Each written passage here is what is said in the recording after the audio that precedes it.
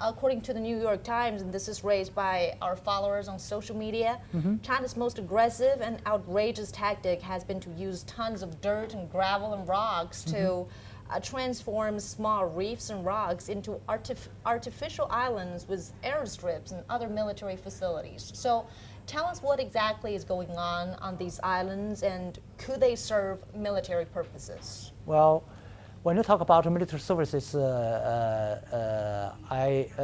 remind me of latest news, say a aviation flight landed airstrips. So you can say it's a civilian or military. It's up to your activities. And you cannot simply say, oh, that is the military one, that is the civilian one. Especially about the airstrips or harbor. You can harbor, cargo. You can harbor, destroyer. However, what I want to say is, airstrips, harbors, artificial islands. Far before China did it, the Vietnamese, the Filipinos have done a lot. For example, during the past more than 10 years, the Vietnamese has been building airstrips, harbors, artificial islands in South China Sea, Nansha Island. The New York Times say Spratly Island. They make such a construction on 10 reefs, islands, and so on. Even today, even when we talk about, even now, they still do it. The construction remain undergoing.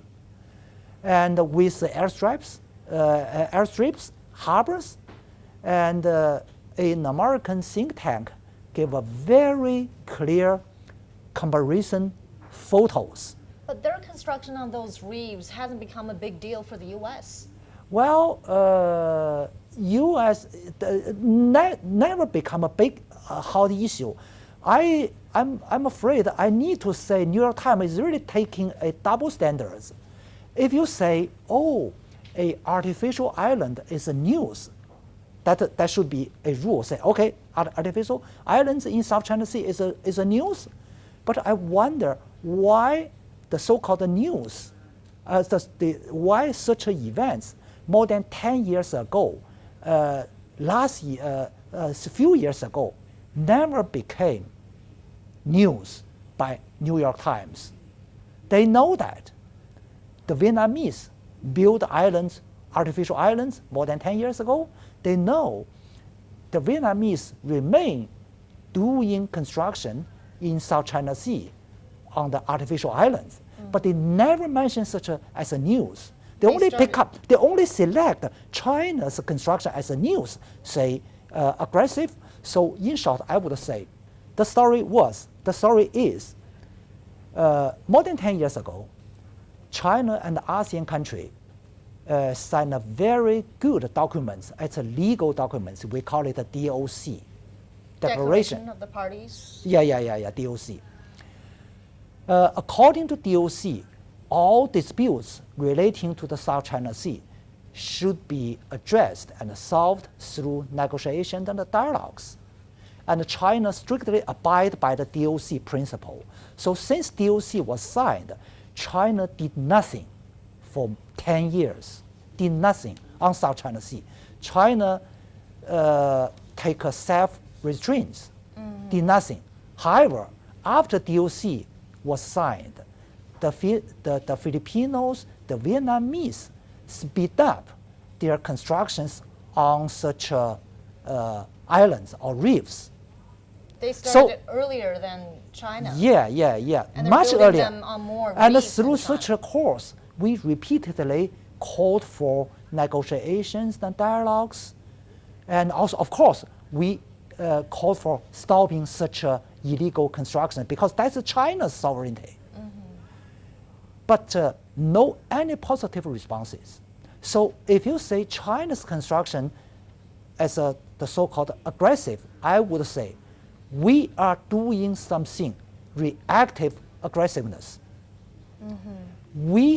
Our reaction is in nature reaction.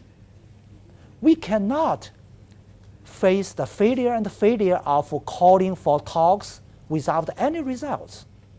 We cannot sit there without doing anything to look at other parties to invading, damaging Chinese sovereignty. So that is the true story. I hope New York Times should take an objective position to report the news. Number one, the so-called artificial islands was built by Vietnamese much earlier than China. And number two, up to now, the Vietnamese has been building constructions, the so-called artificial islands, among 10, they have built 10 artificial islands in the South China Sea, Nansha Islands. And number three, many years ago, they have built up airstrips and harbors. Please tell the public, is it a military or civilian? And number four, the Filipinos have done a lot of such a thing.